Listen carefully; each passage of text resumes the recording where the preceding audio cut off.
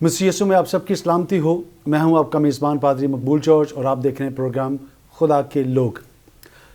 नाज़रीन, खुदा उनका फ़ज़ल है कि वो अपने कलाम की मुनादी के लिए मुख्तलिफ़ शहरों में अपने खादमों को इस्तेमाल कर रहा है।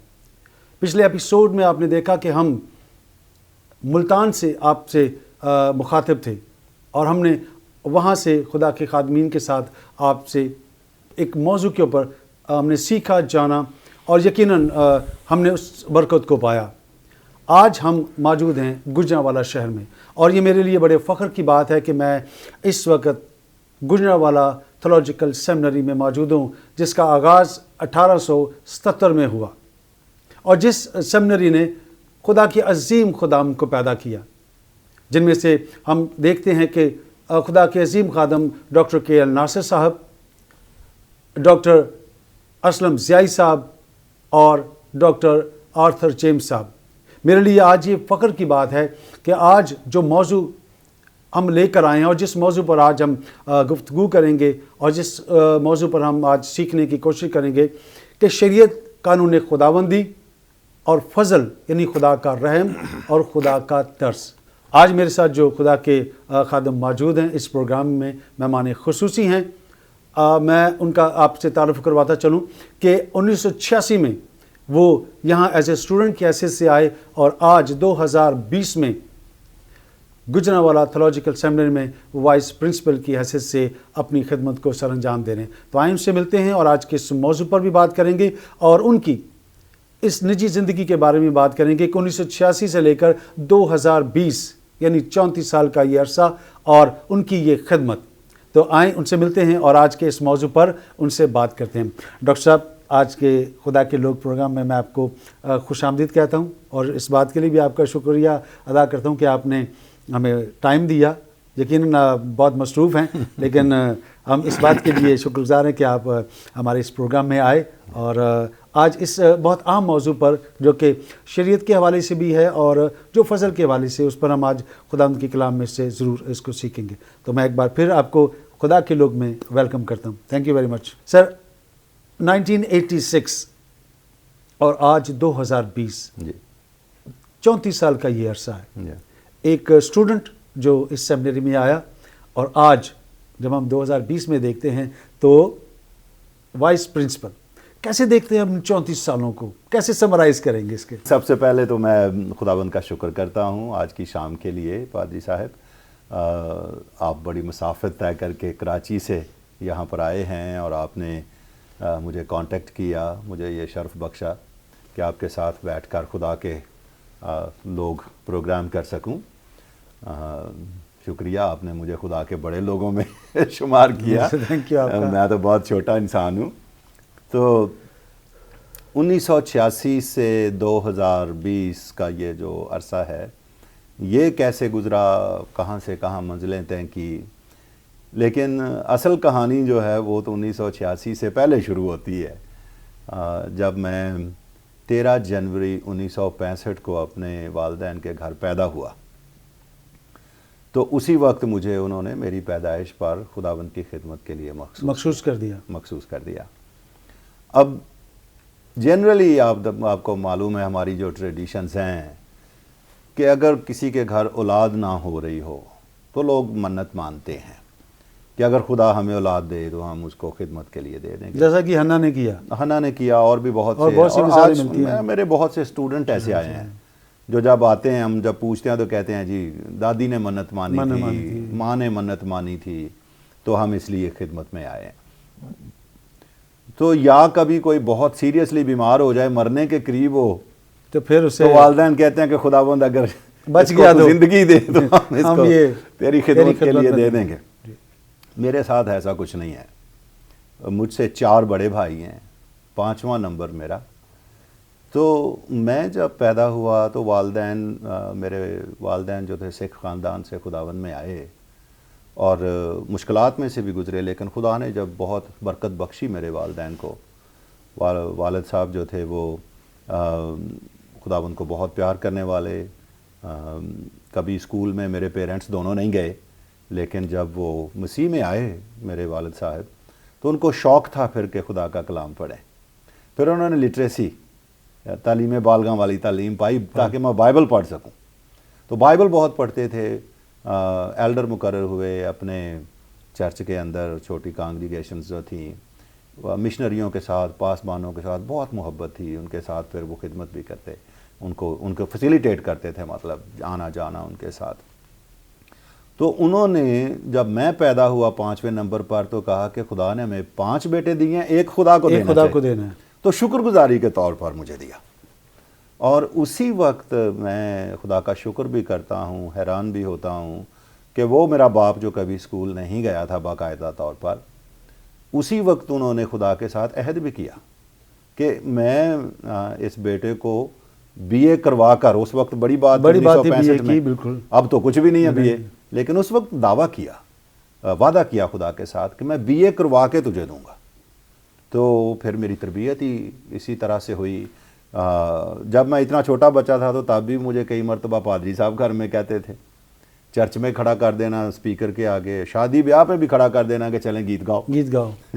تو تربیت انہوں نے اس انداز سے کی کہ جیسا خداوند کے کلام میں لکھا ہوا ہے کہ لڑکے کی اس راہ پر تربیت کر جس پر اس کو جانا ہے تو بڑا ہو کر وہ نہیں مڑے گا. تو 100% وہ آیت جو ہے وہ میرے اوپر صادق آئی کہ میری تربیت ہی ایسے کی گئی کہ میں نے کچھ اور نہیں سوچا.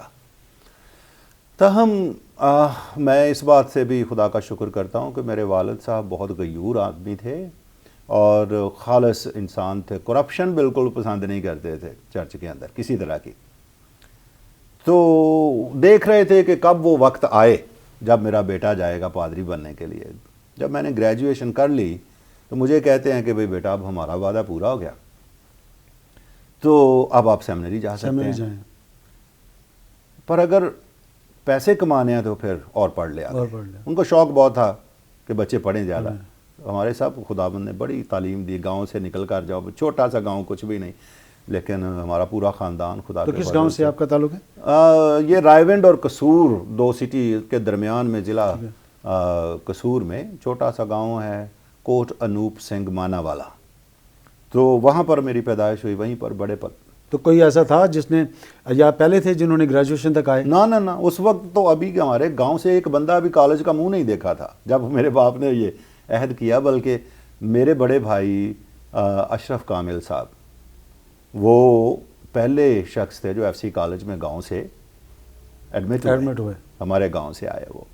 تو بہت سے لوگ جانتے ہیں ان کو, ابھی ریسنٹلی ریٹائر ہوئے ہیں. وہ chief business officer FC university میں وہ تھے. میرے اس سے بڑے بھائی جو ہیں وہ ڈائریکٹر سپورٹس ہیں FC کالج میں. تو خدا نے ہمارے سارے گھرانے کو اٹھایا, بڑی برکت دی.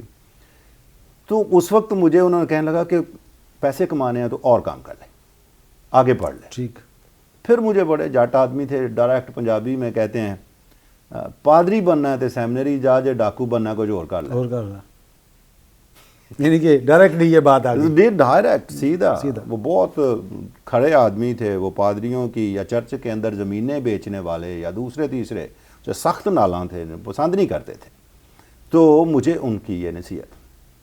پھر آ گئے ہم 1986 میں یہاں پر خدا کے خادم بننے کے لیے. تو جیسے ہی 1999 میں 89 میں میری گریجویشن ہوئی تو آؤٹ آف بلو کہیں اس کو, مجھے کبھی یہ ایکسپیکٹیشن نہیں تھی اور نہ میں پروفیسر بننے کے لیے آیا تھا. میں سمپلی پادری بننے کے لیے آیا تھا. تو پھر پروفیسر کا جو تو مجھے کیسے؟ ہاں, میں آپ کو بتا رہا ہوں کہ یہ سب خدا کے انتظامات ہیں. مجھے بتایا بھی نہیں, میرے ساتھ ایکچولی ڈسکشن بھی نہیں کی. اس وقت ڈاکٹر اقبال نثار صاحب تھے, ڈاکٹر آرتھر جین صاحب تھے, بڑے 2 یہ پروفیسر تھے. تو گریجویشن کے نزدیک آ کر انہوں نے مجھے خود ہی یہ کہا کہ بھئی ہم آپ کو کہیں نہیں بھیج رہے, آپ یہیں رہ رہے ہیں. تو میں بالکل تیار تھا کسی بھی چھوٹے سے چھوٹے گاؤں میں جانے کے لیے, خدمت کرنے کے لیے. سیریسلی میں دعا کر رہا تھا کہ خداوند مجھے جہاں بھی لے کر جائے میں جانے کے لیے تیار ہوں. بہرحال یہ جو پروفیسر شپ ہے یہ تو میرے قریب سے بھی نہیں گزری ہوئی تھی. میں پادری بننے کے لیے آیا تھا. جی. تو خدا نے یہاں پر مجھے رکھا. اس وقت یہ مطلب آسان بھی نہیں تھا. ابھی میں 23 ساڑھے 23 سال کا جوان تھا. اور ایک عرصہ تک جو سیکنڈ کیریئر والے لوگ آئے وہ میری عمر سے بڑے میرے شاگرد ہوتے تھے. تو 2 کلاسز جو میرے ساتھ پڑھ رہی تھی سیکنڈ ایئر اور فرسٹ ایئر وہ میرے فیلو سٹوڈنٹ تھے, بعد میں میرے سٹوڈنٹ بن گئے. اور آپ سمجھ سکتے ہیں کہ ان کو پڑھانا کوئی آسان بات نہیں یقیناً. خداوند کے فضل سے بہت اچھا, وہ بھی میرے ساتھ بڑا تعاون کیا ان دوستوں نے, اور بہت اچھا وقت میرا شروع ہوا, پڑھانا شروع کیا.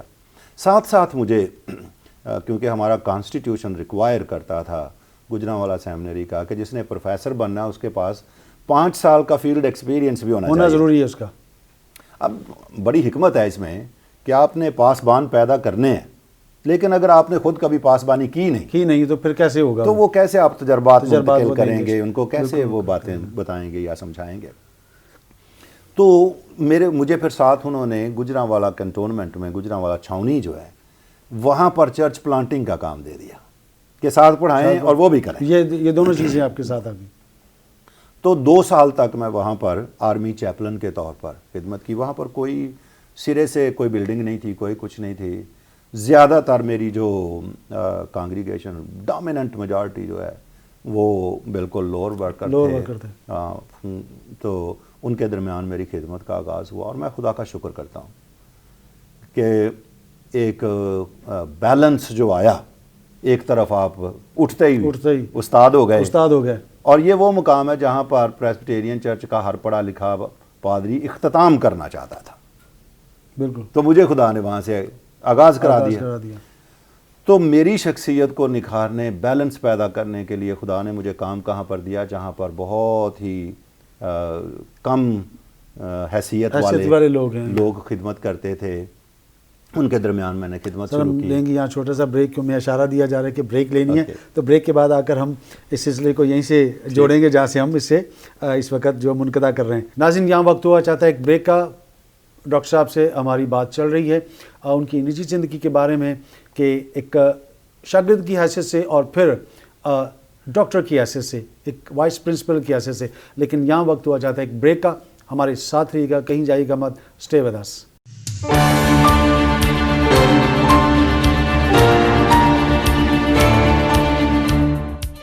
ناظرین, ایک بار پھر آپ کو خوش آمدید کہتا ہوں پروگرام خدا کے لوگ میں. جنہوں نے ابھی ہمیں جوائن کیا, میں یہاں بتاتا چلوں کہ آج کا ہمارا موضوع شریعت یعنی احکامات خداوندی اور فضل یعنی خداوند یسوع مسیح کا طرز اور اس کا رحم. آج ہمارے ساتھ خدا کے خادم موجود ہیں, محترم جناب ڈاکٹر کامل مقصود صاحب.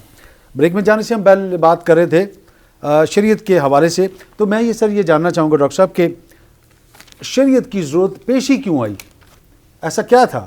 کیونکہ اس سے پہلے ہم جب دیکھتے ہیں مقدس نوح کے زمانہ کو, اس کے بعد سے سب چیزیں جو ہیں وہ تبدیل ہوتی ہوئی دکھائی دیتی ہیں. اور کیا یہ وجہ ہے شریعت کے نافذ ہونے کی یا شریعت کو لانے کی؟ کیا کہتے ہیں آپ اس کے بارے میں, یا بال مقدس جو ہمیں کیا سبق دیتی ہے اس کے بارے میں؟ تھینک یو پال صاحب. میں سمجھتا ہوں کہ خداوند کا کلام ہماری رہنمائی کرتا ہے کہ شریعت کیوں دی گئی. کیونکہ ابتدا میں جب انسان کو خدا نے پیدا کیا ہے تو اس وقت ظاہر ہے کہ شریعت اس طرح سے نہیں دی گئی, اگرچہ کہ آپ کو تھوڑا سا ٹچ وہاں پر بھی دکھائی دیتا ہے. کیونکہ اگر آپ شریعت کو کئی مرتبہ مختصر طور پر کیسے لے لیتے ہیں کہ یہ جی ڈوز اینڈ ڈونٹس کا ایک مجموعہ ہے, یہ کرنا ہے یہ نہیں کرنا. تو باغ عدن کے اندر بھی خدا نے ایک الاؤ کر دیا کہ یہ سارا کچھ کر سکتا ہے, یہ نہیں کر سکتا. ایک کمانڈ دے دیا کہ نہیں کرنا, یہ نہیں کر سکتا. ٹھیک ہے.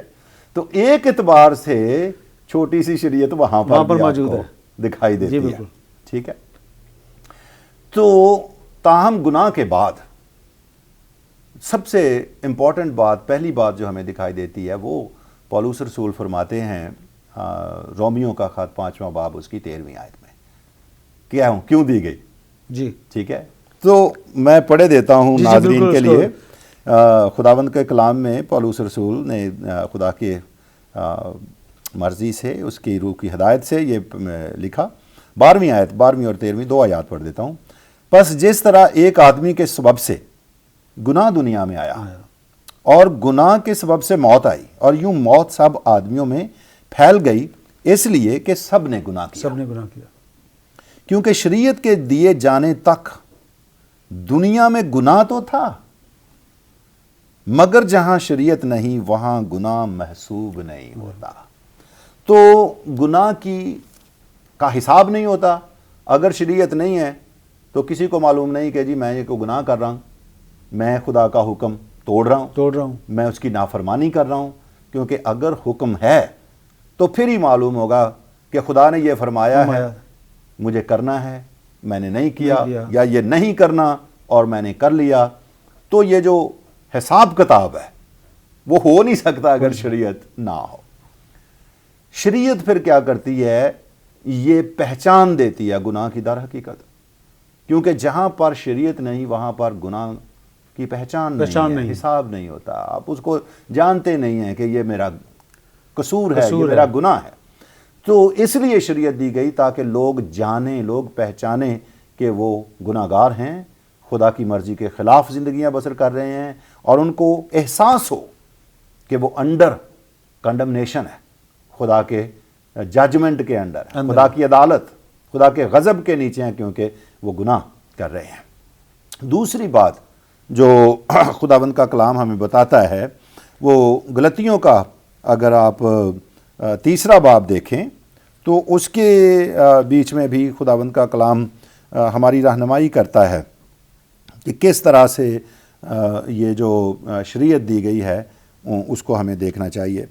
19ویں آیت جو ہے وہ بیان کرتی ہے پس شریعت کیا رہی، وہ نافرمانیوں کے سبب سے بعد میں دی گئی، نافرمانیوں کے سبب سے، کہ اس نسل کے آنے تک رہے جس سے وعدہ کیا گیا تھا، اور وہ فرشتوں کے وسیلے سے ایک درمیانی کے معرفت مقرر کی گئی۔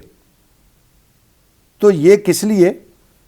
نافرمانیوں کے سبب سے دی گئی، اور اس کا پرپس کہاں تک دی گئی؟ خداوند یسوع مسیح کے آنے تک دی گئی۔ اب شریعت جو ہے چونکہ انسٹرکشنز ہیں، تعلیم ہے، اس کی جتنی باتیں قربانیاں ہیں یا اخلاقی احکام ہیں یا دوسرے تیسرے ہیں، ایک تو گناہ کا پہچان دیتے ہیں، گناہ کی پہچان دیتے ہیں، انسان کو احساس دیتے ہیں کہ میں گناہ کار ہونے کے سبب سے موت کا فتویٰ مجھ پر ہے، مجھے اس کے لیے کفارہ چاہیے، مجھے قربانی چاہیے اس کے لیے، اور جب تک وہ نہ ہو میری معافی نہیں ہو سکتی، کیونکہ خدا کا کلام جیسے کہتا ہے بغیر خون بہائے معافی نہیں ہے۔ تو معافی کیسے مجھے ملے گی؟ یہ ساری کی ساری چیزیں جو ہیں وہ شریعت کے اندر رکھ دی، اور پھر شریعت استاد پولس رسول کہتے ہیں بن گئی، ہماری مسیح تک پہنچانے کا استاد بن گئی۔ مسیح کی پہچان نہیں ہو سکتی اگر شریعت نہ ہوتی۔ دیکھو یہ خدا کا برہ ہے جو دنیا کا گناہ اٹھا لے جاتا ہے۔ تو اگر برے قربان نہ ہو رہے ہوتے، گناہوں کی قربانی جو ہے وہ نہ دی جا رہی ہوتی، ایک سوختنی قربانی کا برہ اور دوسرا گناہ اٹھا لے جانے کا برہ، اگر وہ شریعت کے اندر وہ تصویریں نہ ہوتی تو ہم کیسے پہچانتے کہ مسیح خداوند جو ہے وہ خدا کا برہ ہے جو ہمارے گناہوں کو اٹھا کر لے جا رہا ہے۔ تو شریعت کے دیے جانے کا پرپس کیا ہے؟ گناہ کی پہچان، احساس گناہ، معافی کا احساس کہ ہمیں چاہیے، اس کے بغیر نہیں ہو سکتی، اور اس بات کے لیے تیار کرنا کہ مسیح جب آئے اس کو پہچانا جائے اور الٹیمیٹلی وہاں پر لایا جائے کہ مسیح کی قربانی کے بغیر گناہ کی معافی نہیں ہو سکتی۔ لیکن ایک اور بات جو ہم اکثر اور ہے بھی زبان زد عام، یہ بات ہم دیکھتے ہیں کہ کچھ لوگ کہتے ہیں کہ جی اگر جب تک شریعت نہیں آئی تھی تو اگر لوگوں نے کچھ غلطیاں، کوتاہیاں، گناہ، قتل، یہ سب کچھ کیے ہیں تو ان کا انصاف کیسے ہوگا؟ اور جب شریعت آ گئی تو پھر اس کا انصاف کیسے ہوگا؟ اور جب ہم فضل کی بات کرتے ہیں تو فضل میں کانسیپٹ ہی اور ہمیں لوگوں کا نظر آتا ہے، لیکن ہم چاہیں گے کہ ان تینوں چیزوں کو بائبل مقدس کی تعلیم کے مطابق ہم سیکھیں تاکہ لوگوں کے جو خدشات ہیں وہ جو ہیں وہ دور یقیناً ہوں کہ پہلے کیا ہوگا، شریعت کے بعد کیا ہے، اور فضل جو ہے وہ ہمیں کس طرح کی تعلیم دیتا ہے اس کے مطابق۔ تو کیا کہنا چاہیں گے آپ؟ دیکھیں، یہ ایک بہت ہی بڑے نامور علم الہی کے ماہر گزرے ہیں، کارل بارتھ نام تھا ان کا۔ کہا جاتا ہے کہ 20ویں صدی کے وہ سب سے بڑے تھیولوجین تھے، ریفارمڈ تھیولوجین، تو بہت ہی زبردست. ایک مرتبہ کسی نے ان سے امریکہ کے دورے پر تھے تو پوچھا کہ جو لوگ مسیح سے پہلے مر گئے، آپ لوگ کہتے ہیں کہ نجات صرف مسیح پر ایمان لانے اور مسیح کے وسیلے سے ہے، تو جو مسیح سے پہلے تھے ان کا کیا؟ بہت ہی خوبصورت جواب دیا انہوں نے. مسیح سے پہلے کیا ہے؟ دیکھیے نا، بالکل صحیح. مسیح سے پہلے کیا ہے؟ تو آپ دیکھیے کہ خداوند کا کلام مکاشفہ کی کتاب میں ان کو کیا کہتا ہے؟ ازل سے ذبح کیا ہوا برا. ازل سے. اب مسیح کی قربانی کے بغیر کہیں بھی معافی نہیں ہے، اور مسیح سے پہلے کچھ نہیں ہے. ٹھیک ہے، ہم اپنے طور پر یہ سمجھتے ہیں نا کہ جی مسیح خداوند جو ہیں وہ تو 2000 سال پہلے آئے، اس سے پہلے بھی دنیا تھی. بالکل ایسا ہی ہے. ٹھیک ہے. ٹھیک ہے، تو ان کی معافی کیسے ہوگی؟ ہوگی؟ اچھا، مسیح خداوند جو ہیں ان کی معافی آدم سے لے کر آخری بچہ جو دنیا میں پیدا ہوگا سب کے لیے افیکٹو ہے. ایک ہی قربانی، زیادہ قربانیاں نہیں. زیادہ قربانیاں جو آ رہی ہیں ہمارے لیے وہ تو ہمیں تربیت دینے کے لیے ہیں، کیونکہ عبرانیوں کے خط کا مصنف کیا کہتا ہے؟ ممکن ہی نہیں کہ بیلوں یا بکروں کا خون گناہوں کو دھو سکے. اب سمپل بات اس کی یہ ہے، آج بھی بہت سے لوگ قربانیاں دیتے ہیں، لاکھوں کروڑوں جانور ذبح کرتے ہیں، اور طرح کے صدقے دیتے ہیں، بہت سی چیزیں ہوتی ہیں کہ کسی طرح سے ہمارے کفارہ ہو جائے، گناہوں کی معافی ہو جائے. لیکن ایک جانور جو ہے وہ خدا انسان کا عوضی ہو نہیں سکتا، پرفیکٹ عوضی نہیں ہو سکتا. ٹھیک ہے، کیونکہ جانور کے اندر تو روح نہیں ہے. بالکل.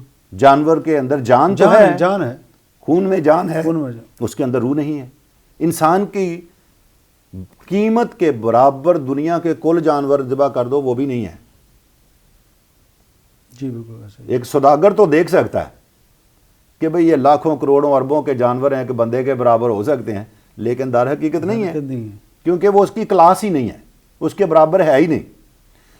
تو انسان کی جان کا کفارہ، انسان کے گناہ کی معافی ما سوائے ایک انسان کے، پرفیکٹ انسان کے قربان ہونے کے ہو نہیں سکتی تھی. وہ بھی کامل انسان. اور پھر ایک انسان اگر کامل بھی ہو تو وہ بھی صرف ایک ہی انسان کا کفارہ دے سکتا ہے. پر خداوند یسوع مسیح اس لیے دنیا بھر کے گناہوں کا کفارہ ہوئے کیونکہ وہ کامل انسان ہے، لیکن اس کے ساتھ ہی کامل خدا بھی ہے. تو وہ کل انسانوں سے بھی زیادہ بھاری قیمت ہے اس کی، کیونکہ اس جسم کے اندر، اس انسان کے اندر خدا کا کلمہ مجسم ہو کر بستا ہے. الوہیت کی ساری معموری اس کے اندر موجود ہے. تو وہ کل دنیا کے انسانوں سے بھی زیادہ قیمتی ہے. تو پہلے کیا تھا؟ لوگ جو تھے وہ مسیح خداوند کے آنے کی امید میں بچائے گئے ہیں. خدا کا کلام کہتا ہے جب آدم اور حوا نے گناہ کیا تو خدا نے ان کے لیے کیا کیا تھا؟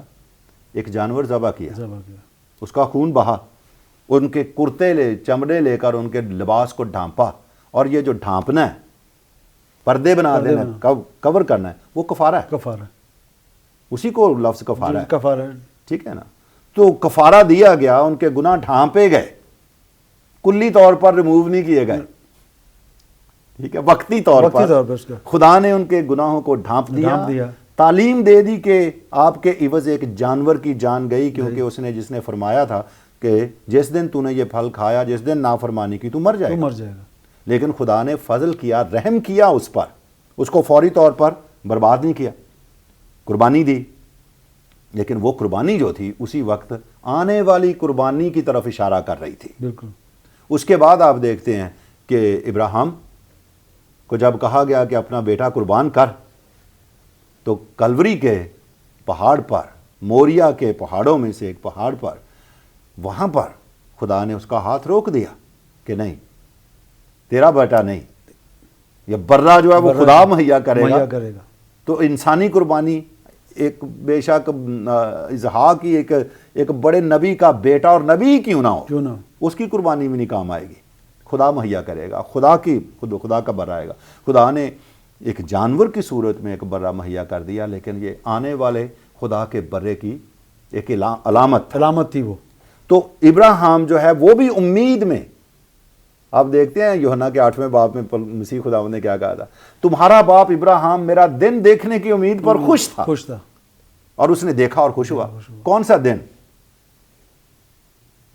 جس دن اس کے بیٹے کی خلاصی ہوئی تو اسی وقت اس کے لیے یہ امید پیدا ہوئی کہ ایک دن بنی آدم کی قربانی کے لیے، کفارے کے لیے خدا کا برا، خدا کا بیٹا آئے گا۔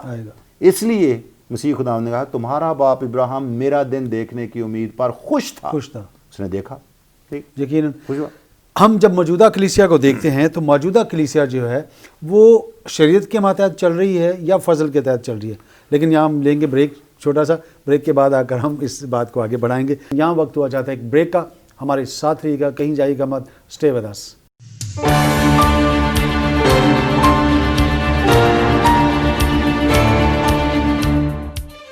ناظرین ایک بار پھر آپ کو خوش آمدید کہتا ہوں پروگرام خدا کے لوگ میں۔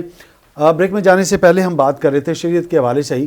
میں یہ جاننا چاہوں گا کہ جب ہم شریعت کو دیکھتے ہیں کہ موجودہ جو کلیسیائیں ہم ان کو دیکھ رہے ہیں، پوری ہم عالمگیر کلیسیا کی بات کرتے ہیں، تو وہ شریعت کے ماتحت چل رہی ہیں یا کہ فضل کے ماتحت؟ جی سر، کیا کہنا چاہیں گے؟ تھینک یو بھائی صاحب، یہ بہت ہی اہم سوال ہے اور بہت سے لوگ یہ پوچھتے ہیں ہم فضل کے ماتحت ہیں یا شریعت کے ماتحت ہیں۔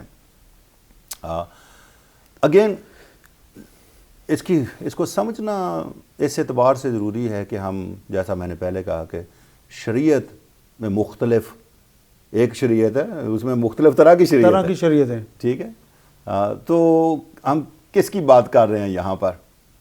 اور میں یہ بھی سمجھتا ہوں کہ کئی مرتبہ ہماری یہ جو تقسیم ہے وہ بہت ہی شارپ ہے، فضل ورسز شریعت پہ آ جاتے ہیں ہم۔ ایسا ہی ہوتا ہے، بالکل۔ ہم سمجھتے ہیں کہ یہ دونوں ایک دوسرے کی ضد ہیں، پر میں اس کو ایسے نہیں سمجھتا۔ شریعت جو ہے اس کے اندر آپ کو خدا کا فضل نظر آتا ہے۔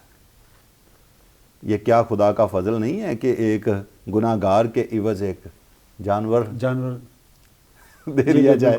مرنا تو انسان کو چاہیے نا، لیکن خدا فضل کرتا ہے، رحم کرتا ہے، جو ہمارا حق نہیں ہے اس کو فراہم کرتا ہے، ٹھیک ہے۔ تو ایسا نہیں ہے کہ شریعت بالکل فضل سے خالی ہے یا فضل جو ہے وہ شریعت کو بالکل ہی رد کر کے آ رہا ہے۔ دیکھتے ہیں کہ خداوند کا کلام یوحنا کی معرفت، شریعت تو موسیٰ کی معرفت دی گئی، لیکن فضل اور سچائی یسوع مسیح کی معرفت پہنچی۔ ہم سمجھتے ہیں جی کہ دو الگ الگ باتیں ٹوٹلی ہو گئیں، پر آپ اس کو اگر غور کے ساتھ دیکھیں گے تو موسیٰ اور مسیح خداوند، ہمارے منجی خداوند کو یہاں پر دونوں کو کیا کیا گیا؟ دونوں درمیانی ہیں۔ موسیٰ جو ہیں وہ شریعت کے دیے جانے کے درمیانی ٹھہرے، موسیٰ کی معرفت۔ فضل جو ہے اور سچائی یسوع مسیح کی معرفت آئی۔ دونوں کا منبع کون ہے؟ دونوں کا ماخذ تو سیم ہے، خدا باپ سے، بالکل اسی سے آ رہی ہے نا، دو درمیانی ٹھہرے۔ تو منبع دونوں کا شریعت اور فضل کا سیم ہے۔ یہ نہیں ہے کہ شریعت کا خدا کوئی اور ہے اور فضل کا خدا کوئی اور ہے نا، بالکل۔ تو یہ دونوں کا ماخذ، دونوں کا منبع ایک ہی ہے۔ اب شریعت جو ہے، جیسا میں نے پہلے کہا کہ 3 مختلف طرح کی اقسام ہے، براڈ کیٹیگریز میں ہم اس کو لے رہے ہیں۔ تو مسیحی لوگ جو ہیں وہ نہ تو اسرائیل کی جو سول لا تھا، جو شہری رہن سہن، دوسری تیسری جو ان کا انداز تھا، نہ تو اس شریعت کے ماتحت ہیں، نہ ہم رسوماتی شریعت جو ہے نہ اس کے ماتحت ہیں، تاہم اخلاقی شریعت جو ہے وہ ضرور اس میں آ جاتی ہے۔ تو دیکھیں ٹائم لیس ہے، بھئی وہ کبھی بھی ایسا نہیں ہے کہ خدا نے یہ کہا ہو کسی خاص وقت یا کسی خاص قوم کے لیے کہ تو زنا نہ کر، تو چوری نہ کر، اور باقیوں کو کہے کہ ٹھیک ہے اب لاؤ کر لو، ایسا نہیں ہے۔ وہ ہمیشہ کے لیے اخلاقی شریعت جو ہے وہ قائم رہتی ہے، اور مسیحی لوگ جو ہیں اس کے تابع ہیں، اس کے تابع ہیں۔ پولس رسول خوبصورت انداز سے بات کرتے ہیں رومیوں کے 6 باب میں، تو وہاں پر آپ دیکھیں گے کہ وہ ایک گناہ گار شخصیت گناہ کے ماتحت زندگی، اور پھر وہ شخص جو مسیح پر ایمان لے آیا ہے، جس پر خدا کا فضل ہو گیا، ان کے بارے میں بات کر رہا ہے۔ تو کیا ہے، کیا تم نہیں جانتے چھٹا باب کہ تم جتنوں نے مسیح یسوع میں شامل ہونے کا بپتسمہ لیا تو اس کی موت میں شامل ہونے کا بپتسمہ لیا۔ موت میں شامل ہونے کے بپتسمے سے کیا پھر ہوا کہ آپ اس کے ساتھ دفن ہو گئے، لیکن وہیں بات ختم نہیں ہوتی، بلکہ اس کے ساتھ مردوں میں سے جی بھی اٹھے۔ اس لیے اب وہ کہتے ہیں کہ گناہ کا تم پر اختیار نہیں ہوگا، تم گناہ کے کنٹرول میں نہیں ہو، نئی زندگی میں چلو، نئے بن گئے ہو۔ اس لیے پولس رسول خوبصورت انداز سے ان باتوں کو بیان کر رہے ہیں کہ بھئی اب پھر تم کیا ہے، اس لیے کہ گناہ کا تم پر اختیار نہیں، کیونکہ اب نئی زندگی میں آ گئے، اختیار نہ ہوگا، کیونکہ تم شریعت کے ماتحت نہیں بلکہ فضل کے ماتحت ہو۔ تو ایسا لگ رہا ہے کہ وہ کہتا ہے تم شریعت کے ماتحت نہیں ہو، فضل کے ماتحت ہو۔ بس کیا ہوا؟ کیا ہم اس لیے گناہ کریں کہ شریعت کے ماتحت نہیں بلکہ فضل کے ماتحت ہیں؟ ہرگز نہیں۔ تو بہت مرتبہ مسیحی لوگ جو ہیں وہ سمجھتے ہیں کہ فضل کے ماتحت ہونے کا مطلب ہے لائسنس ٹو سن، ایسا ہی ہے، یہی چیز ہے، دبا کے پیو، سوٹے لگاؤ، سب کچھ کرو، ہر طرح کی برائی کرو، اور جی خدا کا فضل ہو گیا، ہے نا، خدا کا فضل ہے۔ تو خدا کے فضل کو ناچیز جانتے ہیں۔ پولس رسول کہتے ہیں کہ مجھ پر خدا کا فضل ہوا ہے، میں اس کو ناچیز نہیں جانتا، چیپ گریس بنا دیا ہم نے۔ پر اس فضل کو پانے کے لیے مسیح خداوند نے اپنے آپ کو شریعت کے تابع کیا۔ وہ جو گناہ سے واقف نہیں تھا، ہمارے لیے گناہ کی قربانی بنا، شریعت کے جو تقاضے تھے اس نے سارے کے سارے پورے کیے، اور جب سب تقاضے پورے کر دیے اس نے، تو گناہ گار کے لیے وہ خدا کا فضل مفت ہو گیا اس پر ایمان لانے کے سبب سے۔ تو قیمت بہت دی گئی ہے، grace is not cheap, free تو ہے ہمارے لیے، بالکل فری ہے نا، مفت ہے، لیکن ایسی نہیں ہے کہ اس کی کوئی قدر و قیمت نہیں ہے۔ فضل کو ہم تک لانے کے لیے، پہنچانے کے لیے خدا کے بیٹے کو قربان ہونا پڑا ہے، جان دینی پڑی ہے، اور شریعت کے تقاضوں کو پورا کرنا پڑا ہے۔ یہ فضل ایسے نہیں ہو گیا۔ تو بھئی ہم جو مسیحی لوگ ہیں، ہم رسوماتی اور جو ان کی شہری شریعت ہے، سول لا ہے، اس کے ماتحت نہیں ہے۔ خدا کے ٹائم لیس جو کمانڈز ہیں، 10 احکام، وہ ہم پر لاگو ہیں، ہم ان کو کر نہیں سکتے۔ اور جیسا آپ ذکر کر رہے تھے کہ خداوند یسوع مسیح نے فرمایا، یہ نہ سمجھو کہ میں شریعت یا نبیوں کی کتابوں کو، توریت یا نبیوں کی کتابوں کو منسوخ کرنے آیا ہوں۔ منسوخ کرنے نہیں آیا، پورا کرنے کے لیے آیا۔ تو وہ جو تقاضے تھے اس میں، ان کو وہ پایا تکمیل تک پہنچا دیا۔ شریعت کا جو تقاضا تھا پورا ہو گیا مسیح خداوند میں آ کر، پر ابھی تک وہ گناہ کی پہچان کے لیے، مسیح کی قربانی کی پہچان کے لیے، ہماری نجات کے بندوبست کے لیے، ابھی تک بھی وہ ہمارے استاد کا کام کرتی ہے۔ بالکل ایسا ہی۔ تو بیکار نہیں ہوگی شریعت، وہ ابھی تک اس کی اہمیت موجود ہے، لیکن ہم اس طرح سے جیسے یہودی بطور قوم شریعت کے ماتحت ہیں، ویسے ہم ماتحت نہیں۔ ہم یہ بات بھی دیکھتے ہیں کہ پرانے عہد نامہ میں ہمیں یہ بھی ملتا ہے کہ کسی کا خون جو ہے پینا جو وہ منع ہے، لیکن نئے عہد نامہ میں ہم دیکھتے ہیں کہ مسیح یسوع کا خون اور بدن جو ہے وہ بدن کھانے کے لیے اور خون پینے کے لیے۔ تو یہ جو دونوں چیزیں ہیں، اس کو آپ کس طرح سے دیکھتے ہیں؟ آپ دیکھیے کہ خدا کے احکامات کبھی بھی تبدیل نہیں ہوتے، لا تبدیل خدا کا کلام، خدا لا تبدیل ہے۔ تو جہاں پر منع کیا گیا ہے کہ خون نہیں کھانا، اس کی ساتھ ریزن بتائی، جسم کی جان خون میں، اور خدا نے کہا کہ میں نے خون تمہارے کفارے کے لیے قربان کر دے دیا۔ اس لیے دوسری بات، زندگی جو ہے جس میں جان ہے خون میں، وہ خدا کو بلانگ کرتی ہے، وہ خدا کی ہے، اور کوئی بندہ اس کو لے نہیں سکتا، اس لیے قتل کرنے سے منع کیا، جان نہ لینا، کسی کو قتل نہ کرنا۔ کیوں؟ کیونکہ وہ جان خدا کے لیے۔ خدا نے کہا کہ نہیں، خون نہیں، گوشت کھا سکتے ہیں، خون جو ہے اس میں جان ہے، اور وہ تمہارے کفارے کے لیے دیا گیا ہے، خون نہیں کھا سکتے۔ اب جب ہم خداوند یسوع مسیح کی قربانی پر آتے ہیں، تو مسیح خداوند نے نیا عہد مقرر کیا، عشائے ربانی جب ہم لیتے ہیں، پاک عشاء میں شریک ہوتے ہیں، تو خداوند یسوع مسیح کا پکڑوائے جانے سے پہلے جو فسح کا کھانا تھا، اس پر انہوں نے اس نئے عہد کو مقرر کیا، جس میں ایک خاص موقع پر آ کر انہوں نے کہا کہ روٹی لی، توڑی اور کہا کہ یہ میرا بدن ہے جو تمہارے لیے دیا جاتا ہے، اور پھر انگور کا شیرہ لیا اور اس کو کہا کہ یہ میرا خون ہے جو تمہارے گناہوں کی معافی کے لیے بہایا جاتا ہے، اس کو کھاؤ، اس کو پیو۔ اب جو شاگردوں نے اس وقت مسیح خداوند کے روبرو کھایا اور پیا، کیا وہ مسیح خداوند کا بدن تھا اور خداوند کا خون تھا؟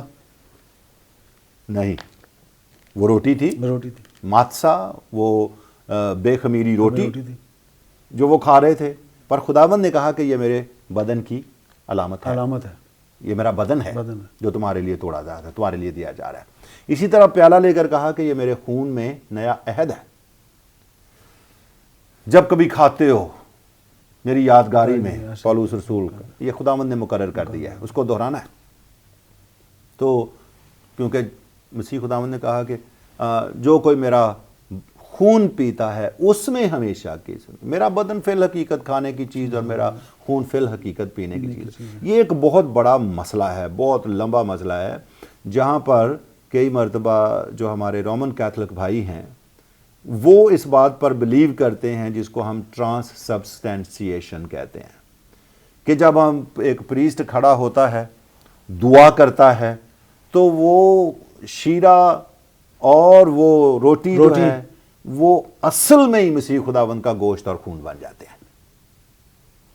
پر پروٹسٹنٹ تھیالوجی، ریفرمیشن تھیالوجی اس بات پر ایمان رکھتی ہے کہ نہیں، خداوند یسوع مسیح کی حقیقی موجودگی ان عناصر میں ہے، ہم ایمان کے ساتھ کھاتے ہیں، اس کو ایمان کے ساتھ کھاتے ہیں، روٹی روٹی ہی رہتی ہے، شیرہ شیرہ ہی رہتا ہے، تاہم وہ خداوند یسوع مسیح کے خون اور اس کے بدن کی علامت ہے۔ کیوں؟ کیونکہ زندگی اس میں ہے، زندگی خون میں ہے، تو جب اس کو لیتے ہیں تو آپ مسیح کی زندگی لے رہے ہیں، آپ خوراک جو بھی کھاتے ہیں آپ کے بدن کا حصہ بن جاتی ہے، وہ زندگی بن جاتی ہے۔ تو پوری کی پوری طے اس کی کیا ہے کہ بلیورز لائف جو ہے that depends upon Jesus Christ, ٹھیک ہے؟ تو اس کو ہم ایمان کے ساتھ کھاتے ہیں، ایمان کے ساتھ پیتے ہیں، وہ لٹرلی خداوند یسوع مسیح کا ہم گوشت نہیں کھا رہے ہوتے یا اس کا خون نہیں پی رہے ہوتے۔ ادروائز کیا ہے کہ 2000 سال سے خداوند یسوع مسیح کا خون ہی بہتا جا رہا ہے، کتنا خون، اربوں لوگ، مسیحی لوگ جو پیتے چلے جا رہے ہیں، تو یہ کوئی ندیاں خون کی جاری ہیں۔ آج جو سنکھیا ہے دنیا میں سب زیادہ کرسچنز کی ہے، ٹھیک ہے نا، تو 2000 سال سے زیادہ عرصہ ہو گیا مسیحی یہ جو پاک عشاء کا سیکرامنٹ مقرر کیا گیا، پاک رسم، اس میں شریک ہوتے چلے آ رہے ہیں۔ تو اس کو کبھی اس طرح سے سمجھنے کی ضرورت نہیں ہے کہ یہ لفظی طور پر واقعی مسیح خداوند کا ہم جیسے ہم بوٹیاں کھا رہے ہوتے ہیں یا شیرہ پی رہے ہیں وہ خون ہے، ایسا نہیں ہے۔ یہ ایمان کے ساتھ ہم مسیح خداوند کو اپنی زندگی میں لیتے ہیں۔ سر ہمارے پاس ابھی ہم بالکل اینڈ کی طرف چلیں گے، 1 یا 2 منٹ ہمارے پاس ہیں۔ میں جاننا چاہوں گا کہ جب ہم فضل کی بات کرتے ہیں تو کیا جو رحم اور جو ترس ہے وہ مطلب فضل کو ڈیفائن کرتا ہے؟ کیا کہنا چاہیں گے آپ اس کے بارے میں، یسوع مسیح کا جو کے بارے میں جب ہم بات کرتے ہیں تو؟ ظاہر ہے کہ فضل جو ہے اس کے بنیادی معنی یہ ہیں خدا کی وہ گناہ گاروں کے لیے حمایت جس کے ہم حقدار نہیں ہیں، اور جب گناہ گار انسان کی بات آئے تو گناہ گار انسان خدا کی کسی حمایت کا حقدار نہیں سوائے اس کے کہ اگر خدا جسٹس کرے تو اس کا جسٹس کیا ہے کہ جو جان گناہ کرے گی وہ مرے گی۔ تو انسان جو ہے وہ نیچرلی گناہ گار انسان اس موت کے فتوے کے ماتحت ہے، پر خدا فضل کرتا ہے، وہ انسان کی جان بچاتا ہے، رحم کرتا ہے، وہ ترس کھاتا ہے، اب جو بھی اس کو کہنا چاہیں، خدا کی مرسی، خدا کی گریس ایگزیکٹلی ریلیٹڈ ہیں ایک دوسرے کے ساتھ، اگرچہ کہ سیم ورڈ نہیں ہے، ٹھیک ہے؟ تو رحم جو ہے وہ انصاف کی طرف آتا ہے، فضل جو ہے وہ خدا کی وہ حمایت ہے جو جس کے ہم حقدار نہیں ہیں، لیکن پھر بھی کر رہا ہے، پر دونوں ریلیٹڈ ہیں، ان کا آپس میں تعلق ہے. تو خدا نے رحم کر کے ہمارے لیے اپنا جو انصاف ہے وہ اپنے بیٹے میں کیا. فضل کر کے، رحم کر کے اس نے اپنا بیٹا ہماری جگہ پر دیا ہے کہ وہ ہمارے گناہوں کی سزا اٹھائے. تو اس لیے اس کے علاوہ کوئی دوسرا نام نہیں بخشا گیا، کیونکہ کوئی دوسرا ہے نہیں جس نے ہماری جگہ پر سزا اٹھائی ہو، ہماری گناہوں کی سزا اٹھائی ہو، ہماری جگہ پر موا ہو. بہت سے بڑے بڑے نبی ہو سکتے ہیں، بہت سے ولی ہو سکتے ہیں، بہت سے پرہیزگار، راست باز، ہادی، جو بھی کہنا چاہیں ہو سکتے ہیں، لیکن کسی اور کے وسیلے سے نجات ہو نہیں سکتی، کیونکہ کسی دوسرے نے گناہ گار کی جان کا کفارہ نہیں دیا، فدیہ نہیں دیا، اپنی جان کسی دوسرے کے لیے دی نہیں ہے. اس لیے خداوند کا کلام بالکل واضح ہے کہ آدمیوں کو آسمان کے تلے زمین پر کوئی دوسرا نام نہیں بخشا گیا جس کے وسیلے سے ہم نجات پا سکیں، جس کے وسیلے سے ہم پر خدا کا فضل ہو. کوئی اور دوسرا نہیں ہے. اس لیے یسوع ہی ہے میرا اور آپ کا منجی، خداوند ہے جس کے وسیلے سے خدا کا رحم، اس کا ترس، اس کا فضل ہم تک آتا ہے. اس پر ایمان لائے بغیر نجات ممکن نہیں. ڈاکٹر صاحب بہت بہت شکریہ، تھینک یو ویری مچ. بہت سی یقیناً وقت کی کمی کے باعث بہت سی باتیں جو ہیں وہ رہ گئی ہیں، لیکن خداوند نے پھر کبھی چاہا تو ضرور ہم بیٹھیں گے اور ان کو بھی ہم لوگ جو ہمیں دیکھ رہے ہیں، سن رہے ہیں، ان کی اصلاح کے لیے، ان کی تربیت کے لیے ضرور ہم آپ سے بات کریں گے.